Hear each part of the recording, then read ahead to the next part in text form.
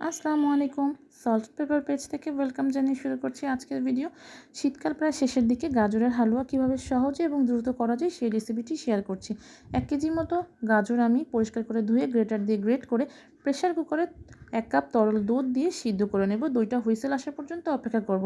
আপনারা যদি প্রেশার কুকারে না দেন, কড়াইতে 2 কাপ তরল দুধ দিয়ে এটা সিদ্ধ করে নিতে পারেন। আমি বাদামটা কুচি করে নিয়েছি। এদিকে আমার গাজরটা সিদ্ধ হয়ে গেছে। আমি অন্য একটা পাত্রে নিয়ে গাজরের যে পানিটা বের হয়েছে সেটা শুকিয়ে নেব। শুকিয়ে এলে এতে দিয়ে দেব একে একে বাকি উপকরণগুলো।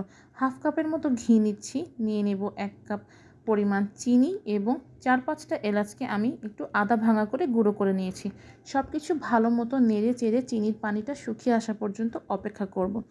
এরপরে আমি দিয়ে দেব একটা মেইন ইনগ্রেডিয়েন্ট, সেটা হচ্ছে মাওয়া আর বাদাম। বাদামটা আমি এখন দিয়ে এবারে দিয়ে দিচ্ছি মাওয়াটা। মাওয়াটা হচ্ছে আপনি এর বদলে গুঁড়া দুধও ব্যবহার করতে পারেন। মাওয়ার রেসিপি আমার চ্যানেলেই আছে, আমি ডেসক্রিপশন বক্সে লিঙ্কটা দিয়ে দিব। মাওয়া দিয়ে ভালো মতো নেড়ে চেড়ে ঘি উপরে উঠে আসা পর্যন্ত অপেক্ষা করব। ঘিটা যখন হালুয়া থেকে সেপারেট হয়ে যাবে তখনই আমাদের গাজরের হালুয়াটা তৈরি হয়ে যাবে। দেখলেন কত দ্রুত এবং সহজে এই রেসিপিটা হয়ে যায়।